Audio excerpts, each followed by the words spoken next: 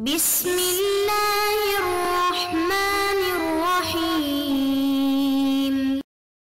بسم الله الرحمن الرحيم. الحمد لله رب العالمين والعاقبة للمتقين والصلاة والسلام على أشرف الخلق والمرسلين وعلى آله وأصحابه وأتباعه أجمعين أما بعد.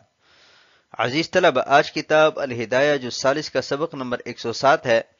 اور اس سبق میں ہم انشاءاللہ دو اجناس سے بحث کریں گے۔ جنس نمبر 1 تصرف المشتری من الغاصب، اور جنس نمبر 2 دعوی رد البیع علی ان البائع فضولی،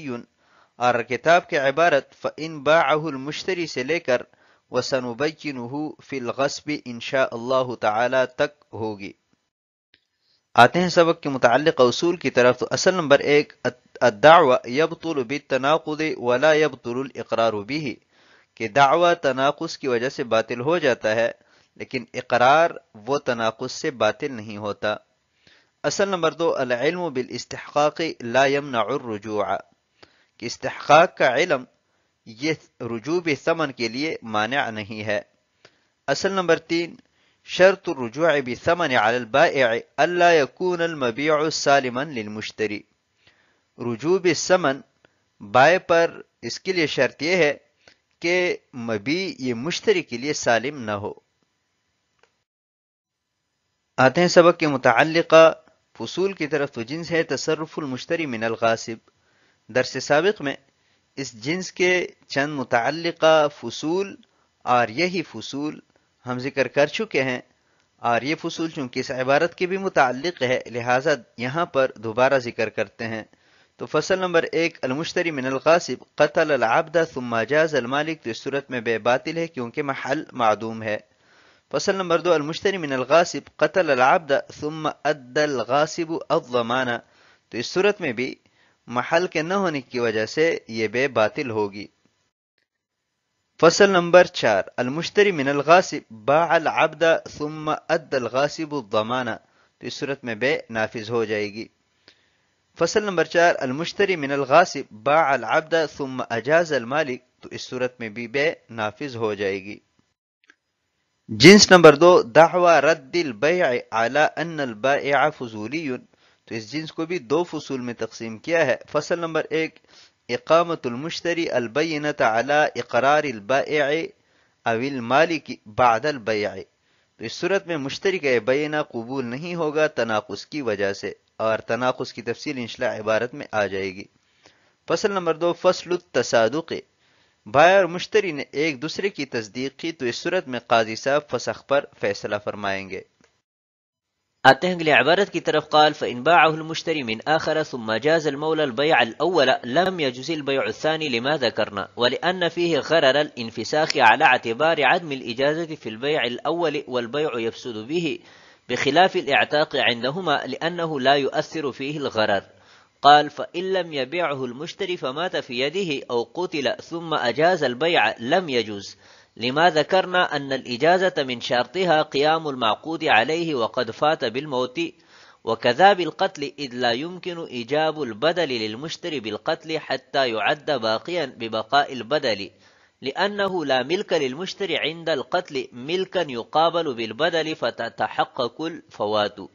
بخلاف البيع الصحيح لأن ملك المشتري ثابت فأمكن إيجاب البدل له فيكون المبيع قائما بقيام خلفه۔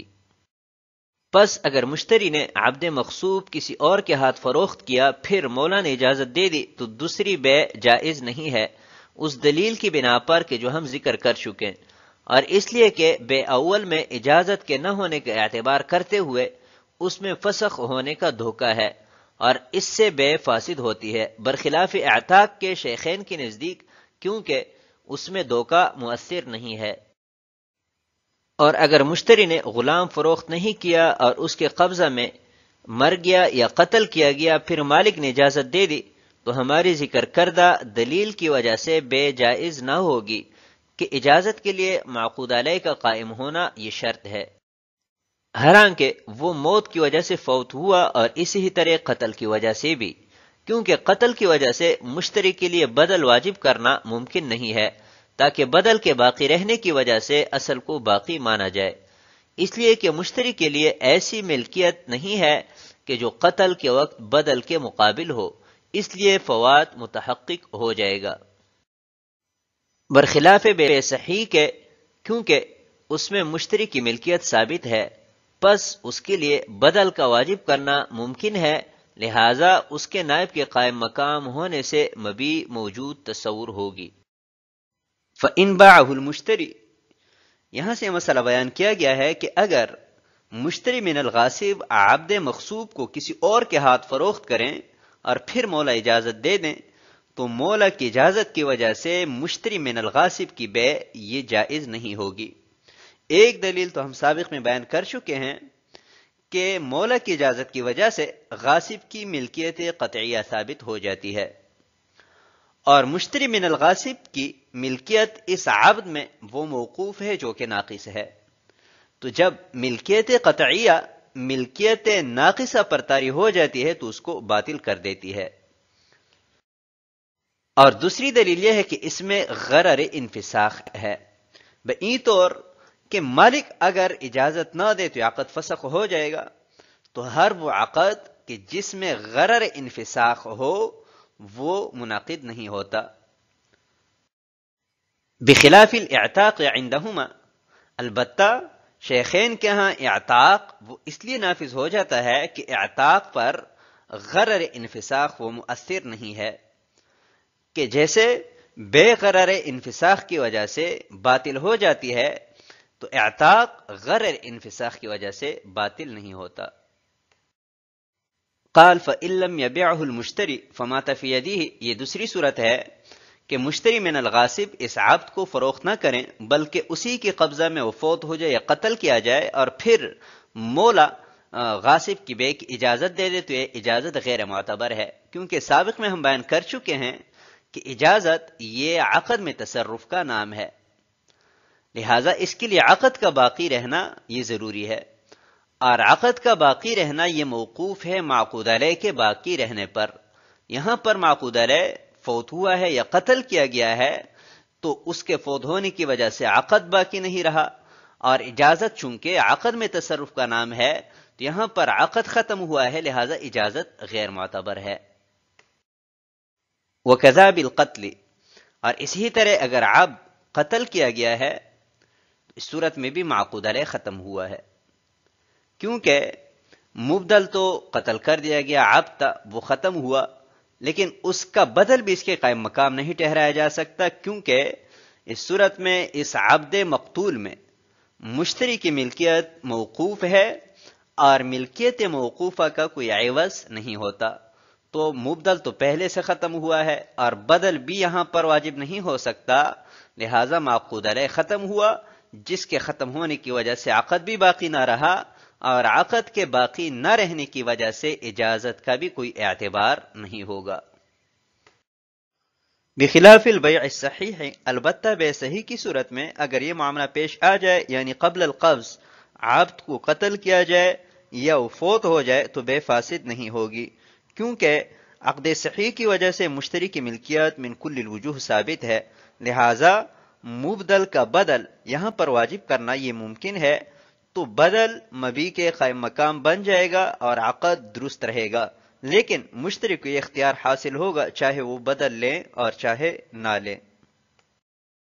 آتے ہیں اگلی عبارت کی طرف، قال ومن باع عبد غیره بغیر امره وقام المشتری البینة على اقرار البائع او رب العبد انه لم يأمره بالبيع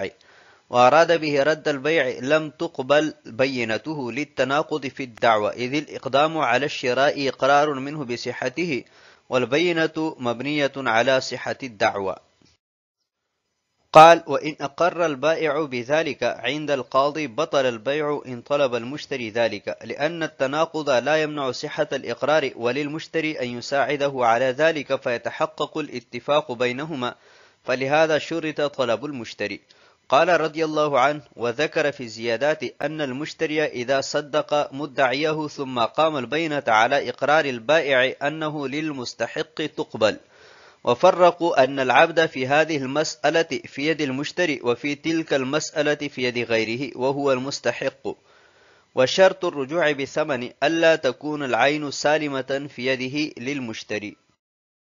اگر کسی شخص نے دوسرے کے غلام کو اس کی اجازت کے بغیر فروخت کیا اور مشتری نے بائع یا مالک کے اقرار پر بینہ پیش کیا کہ بائع نے اس کو فروخت کرنے کا حکم نہیں دیا اور بے واپس کرنا چاہتا ہے تو اس کا بینہ قبول نہیں کیا جائے گا دعوی میں تناقض کی وجہ سے، کیونکہ شراء پر اقدام بے کے صحیح ہونے کا اقرار ہے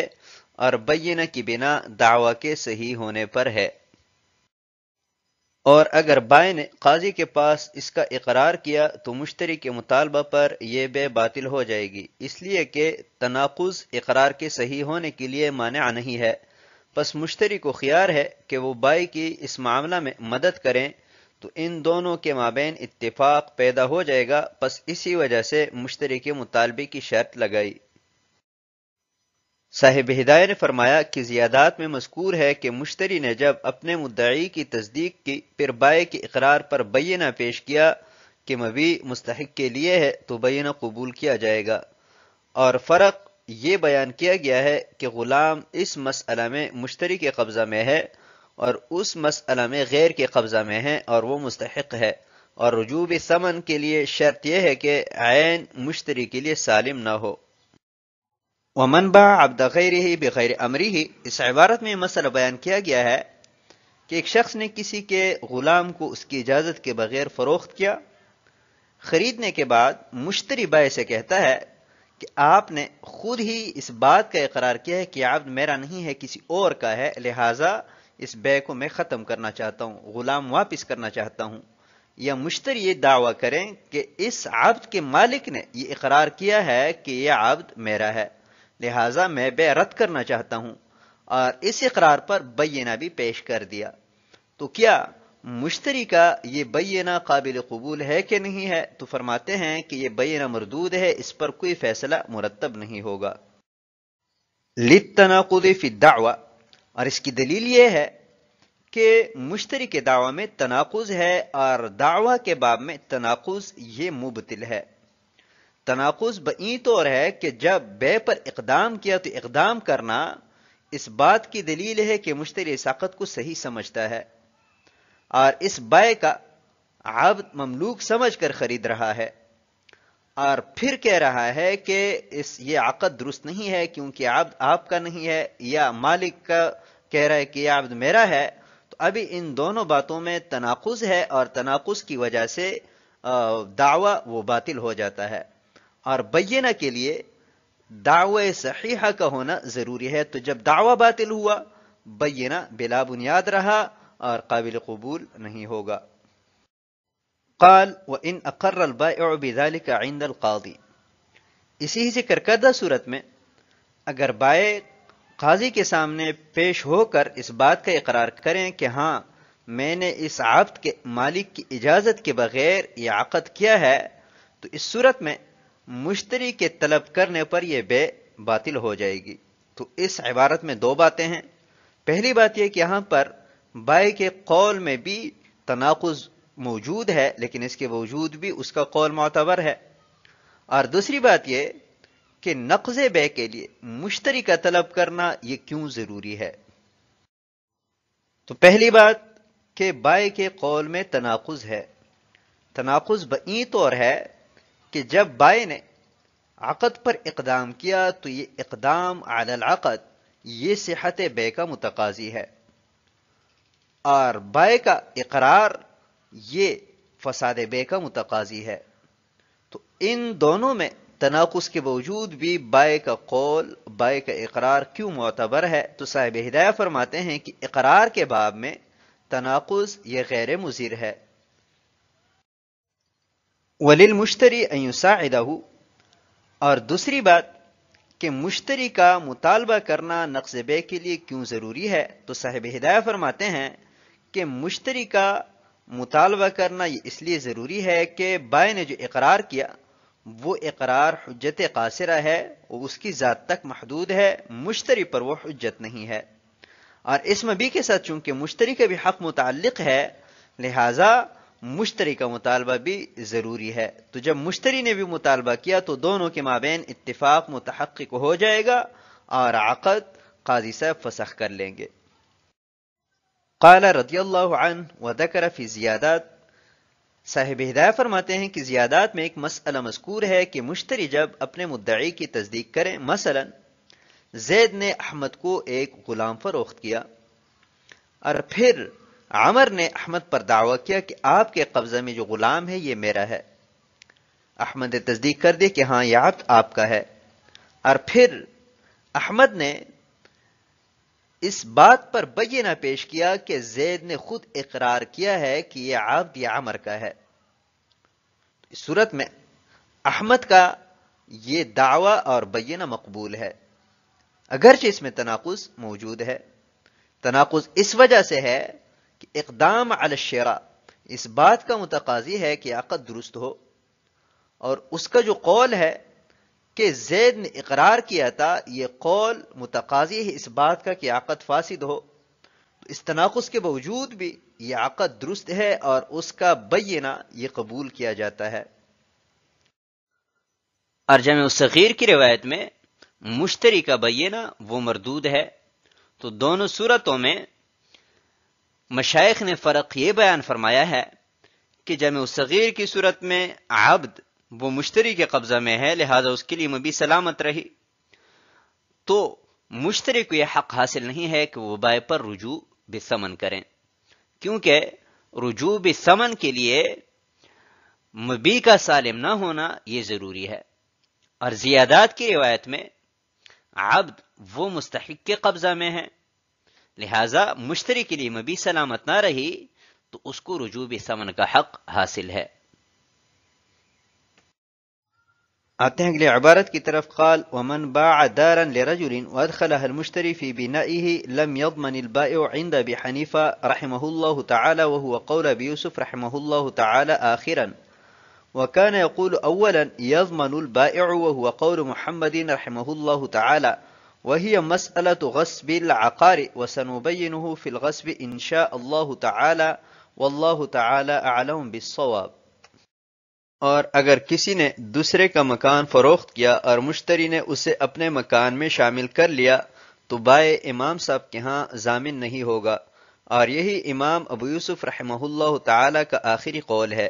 اور پہلے فرمایا کرتے تھے کہ بائع ضامن ہوگا، اور یہی امام محمد رحمۃ اللہ علیہ کا قول ہے، اور یہ زمین کے غصب کرنے کا مسئلہ ہے، اور اس کو ہم انشاءاللہ بیان کریں گے۔